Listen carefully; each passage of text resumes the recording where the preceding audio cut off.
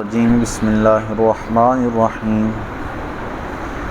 وتمت کلمۃ ربک صدقا وعدلا لا مبدل لکلماتہ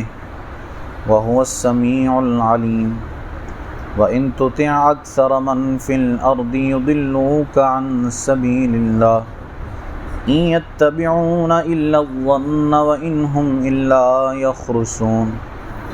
إن ربك هو أعلم من يضل عن سبيله وهو أعلم بالمهتدين فكلوا مما ذكر اسم الله عليه إن كنتم بآياته مؤمنين وما لكم ألا تأكلوا مما ذكر اسم الله عليه وقد فصل لكم ما حرم عليكم إلا ما اضطررتم إليه وَإِنَّ كَثِيرًا لَيُضِلُّونَ بِأَهْوَائِهِمْ بِغَيْرِ عِلْمٍ إِنَّ رَبَّكَ هُوَ أَعْلَمُ بِالْمُعْتَدِينَ صدق اللہ مولانا العظیم الصلاة والسلام علیکہ یا سیدی یا رسول اللہ وعلی آلک یا سیدی یا حبیب اللہ الصلاة والسلام علیکہ یا سیدی یا نبی اللہ وعلی آلک اصحابک یا سیدی یا نور اللہ وتمت کلمۃ ربک صدقا وعدلا، اور پوری ہے تیرے رب کی بات سچ اور انصاف میں،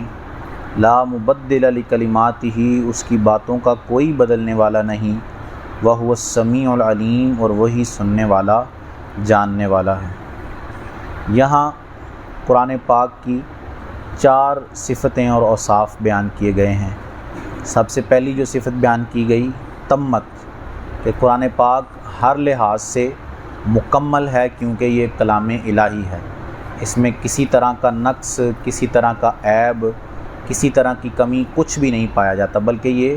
ہر لحاظ سے مکمل ہے۔ دوسری صفت بیان کی گئی صدقاً، کہ یہ سچ ہے، یہ اللہ کی طرف سے نازل کیا گیا ہے، اور اس میں جو کچھ بھی ہے وہ سچ ہے، اور اس میں کوئی بات جو ہے وہ جھوٹی شامل نہیں ہے۔ وعدلا، یہ تیسری صفت ہے، اور اس میں جو کچھ اللہ نے احکامات بیان کیے ہیں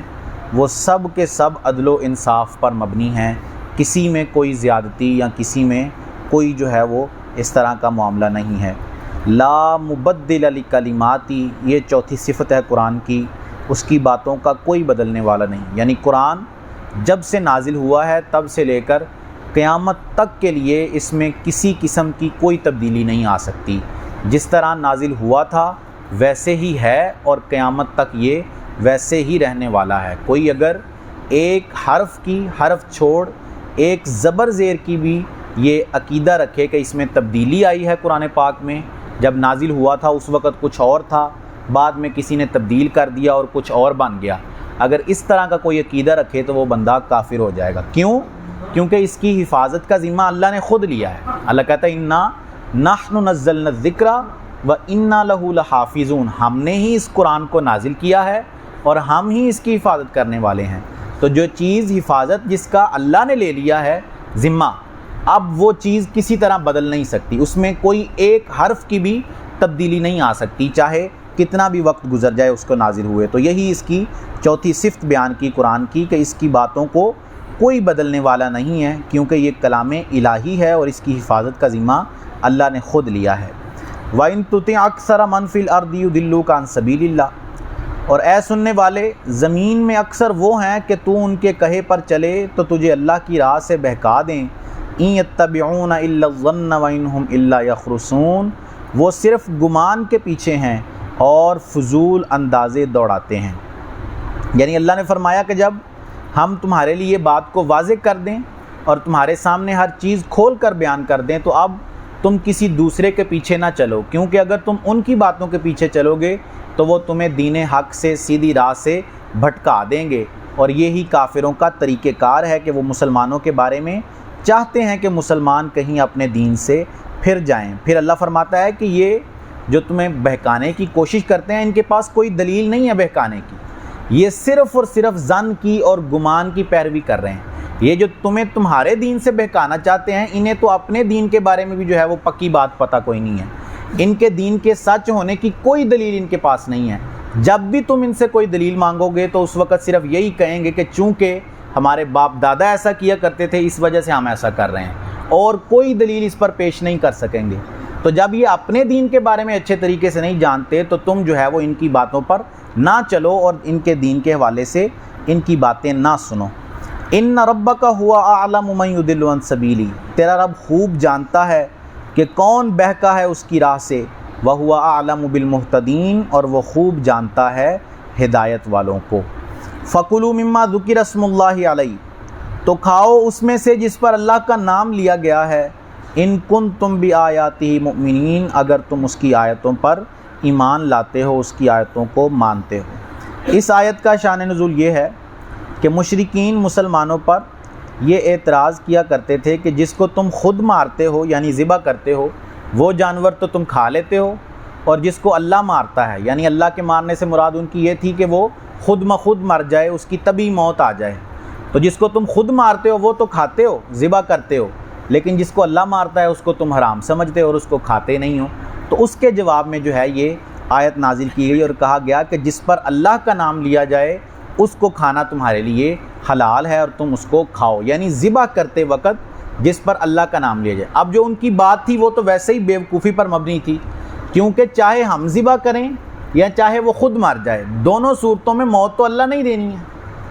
ہم ذبح کر رہے ہیں تو موت تو اللہ نہیں دی ہے نا اس کو، یا وہ خود مر گیا اپنی طبی موت مر گیا تب بھی موت اس کو اللہ نہیں دی ہے، لیکن ایک صورت کو اللہ نے ہی حلال کہا ہے اور دوسری صورت کو اللہ نے حرام کہا ہے اپنے قرآن میں۔ وہ مالک ہے، وہ جس طرح چاہے حکم دے سکتا ہے۔ جب اس نے کہا کہ ذبح کرو گے تو حلال ہے، خود مر جائے تو حرام ہے، تو پھر ہم اس کے حکم کے تابع ہیں اور اس کے حکم کی پیروی کرنے والے ہیں، اس میں کسی کو کوئی اعتراض کرنے کی کوئی گنجائش باقی نہیں بچتی۔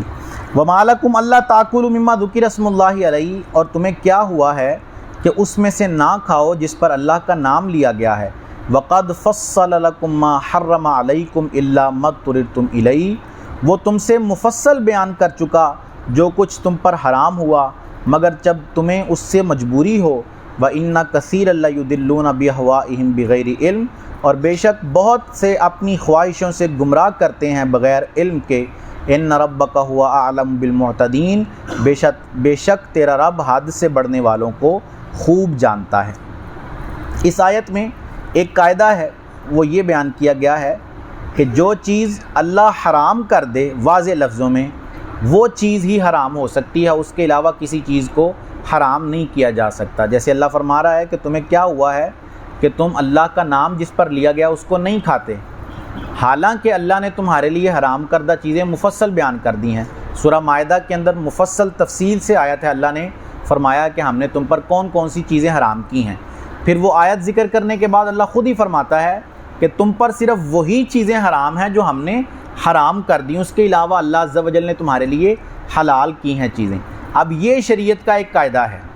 کہ جب تک شریعت کی طرف سے کوئی صریح واضح حکم نہ آ جائے کسی چیز کے حرام ہونے کا، اس کو حرام نہیں کہا جا سکتا۔ شریعت میں اصل جو ہے وہ جواز ہے کہ جب تک اللہ حرام نہ کر دے یا اس کا حبیب کسی چیز کو حرام نہ کر دے تو کوئی چیز جو ہے وہ حرام نہیں ہو سکتی، تب تک وہ چیز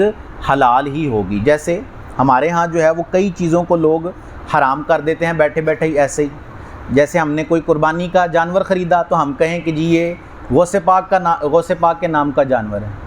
ہم فلاں ولی کی طرف سے یہ جانور جو ہے نا وہ قربان کر رہے ہیں۔ اب بعض لوگ یہ عقیدہ رکھتے ہیں کہ کس نے اگر کہا کہ یہ غوث پاک کے نام کا جانور ہے یا کسی ولی کے نام کا جانور ہے تو وہ جانور حرام ہو گیا